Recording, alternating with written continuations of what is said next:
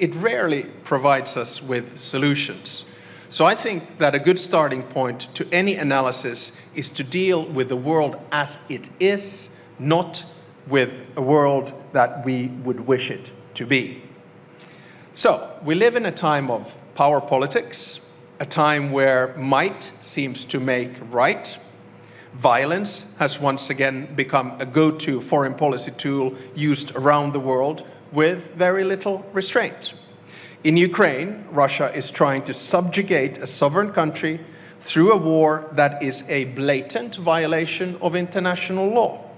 The way this war will end will have major consequences, not only in Europe, but globally. It is in all of our interests that the outcome does not reward the aggressor. In the Middle East, the events have taken rapid turns. We're now witnessing a regional escalation with countries who were pushing for diplomatic solutions.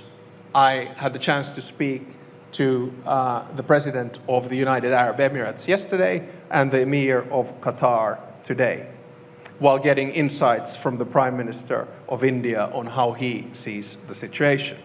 In Sudan, the vicious circle of domestic power battles and regional rivalry have led to one of the deadliest conflicts of our time, forcing millions of people to leave their home. Gone are the days when international politics were predictable, even to some degree. Now each new day may bring new surprises and challenges to tackle.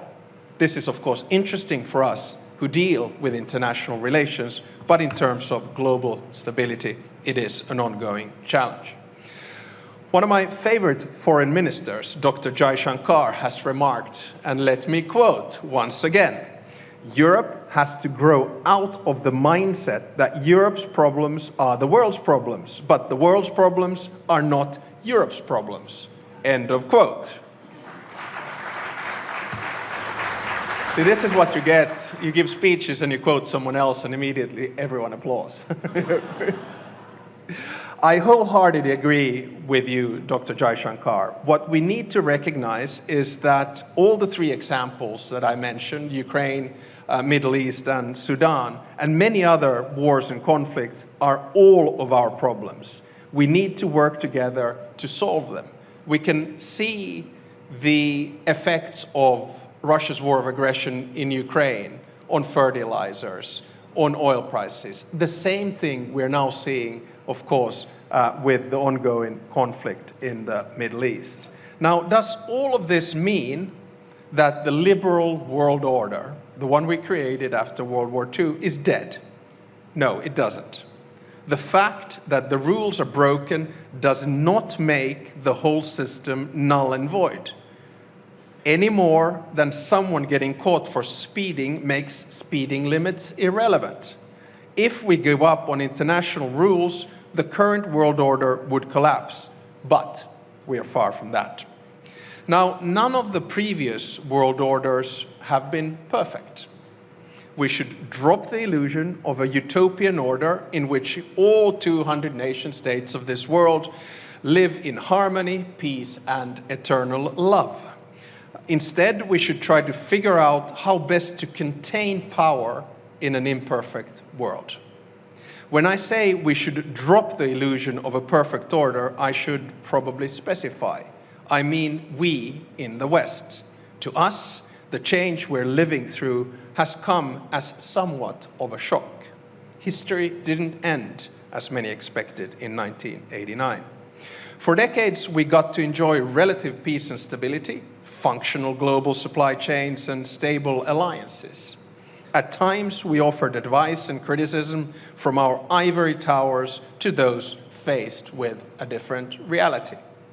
Now, our holiday from history is over. Instead of preaching and teaching, it's time for us to learn from others, and India would be a good starting point. India has been under no illusions. For your entire independence, you have based your foreign policy on a pragmatic and realistic worldview. You've showed the rest of the world what strategic caution and safeguarding autonomy means, all the while championing multilateralism and global cooperation. It is time that we all became a little bit more Indian. Whether you call it non-alignment or multi-alignment, you've been careful not to rely solely on the goodwill of one partner or bloc. You have invested in your own security and actively developed partnerships in many directions. Your approach makes sense. You represent 1/5 of the global population, together with Finland. And you cannot be a mere follower. You have to be an active and independent actor. The Europeans have now also been taught a lesson from India. Passivity is not a strategy. We have to develop our capabilities, avoid harmful dependencies, and strengthen our global partnerships. And we have to continue investing in our alliances. Indeed, for a country like Finland, the collective security that NATO provides is a necessity. The economic clout that the EU projects is a must. Despite not being part of a formal alliance, India does not isolate itself. Quite the contrary. Your power is based on active engagement. A timely example of this is, of course, the EU-India strategic partnership that took major steps forward earlier this year with the conclusion of a comprehensive free trade agreement and the launch of a security and defense partnership. I think this was huge. This agreement and the other major trade agreements signed by both India and the EU in the past year underline the fact that we still believe in multilateral cooperation and the benefit that it brings. Our deal is not just the mother of all deals, but a strategic choice and a gesture that opens up a new era in our relationship. Together, we're building a partnership that can set an example to the rest of the world. A partnership that is built on mutual respect and common interest and serves to strengthen the multilateral system, not to undermine it. We refuse to believe that future will only belong to, say, two great powers, while the rest of us are left to choose our sides. This does not hold true now, and it will not hold true in a decade or two. We should not allow it. So, let me then move on to my second part. So, a few concrete suggestions on how we can begin shaping the new world order.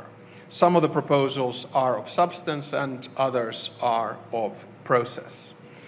India and Finland, we might be geographically different, but we understand what it means when power goes unchecked. We have both gone through difficult periods in history and fought for our democracy, equality, and sovereignty. We don't want to see these values forgotten. Finland's foreign policy is based on what Samir Saran noted earlier, values-based realism. We stand by our values that we consider important and central to us: democracy, equality, justice, human rights, and freedom, just to name a few. At the same time, we are ready to engage in a dialogue and cooperation with countries that do not necessarily share our values.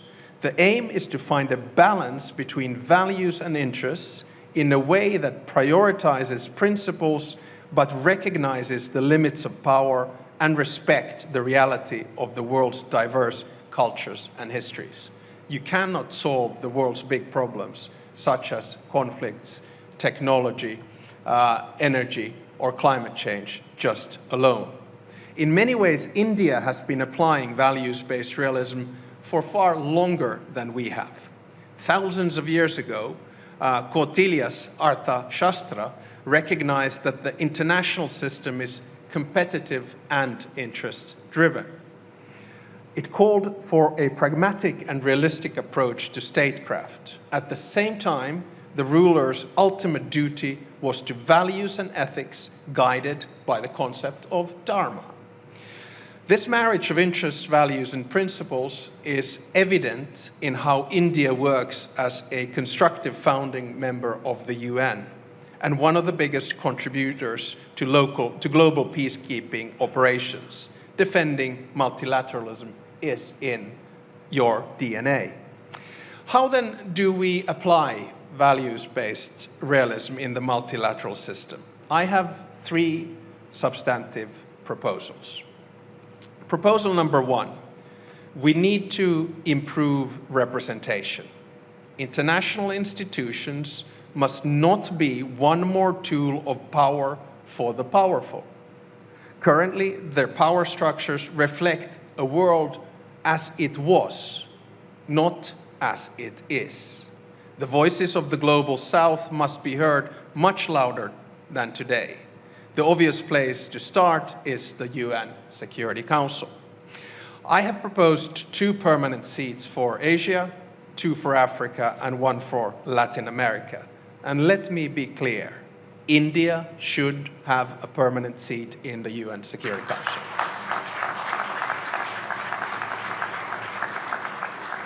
Equally, we should reform the Bretton Woods institutions. The countries where the future of the world economy is made should have a bigger say. We also urgently need to reform the WTO to work better for all of us. Currently, the rules-based trade system is not delivering as it should, and trade is being wielded as a geopolitical tool, an instrument of power. In this area, India's leadership is needed. Second, we must create rules and norms that bring stability, but allow for diversity. Technology, especially AI regulation, is a test case. AI is a life-changing technology. It is the first technology that can be seen to have agency on its own. We're creating something new, and we have to make sure that what we create works for all. For that, we need common basic rules and guardrails. But we also need to acknowledge that the different realities around the world, different systems, create very different threats and opportunities. So new technologies should not deepen the digital divide between the developed and the developing world. They should bridge it. And in my mind, India is both a driver and a bridge of AI and technology. This is a field where you showed leadership recently in the AI Impact Summit. I could not agree more with you, Mr. Prime Minister, when you said in your address at the summit that AI will only benefit the world when it is shared. Third, we need to accept local and regional solutions while developing our joint international institutions. These 2 layers, local and global, can live side by side. My point is that for international institutions to survive, we need to strengthen regional integration globally. Mercosur, ASEAN, the African Union, the GCC, and the EU, and many others are examples of organizations which are good at dealing with regional challenges. Regional organizations are at their best when they support the multilateral system and amplify the voices of their members in the international arena. I add that victims of war cannot wait for perfect institutions. We have to push for solutions in an imperfect world. Global phenomena such as climate change, migration, have local impacts. They require solutions. Overall, we need to approach that foreign policy in what I call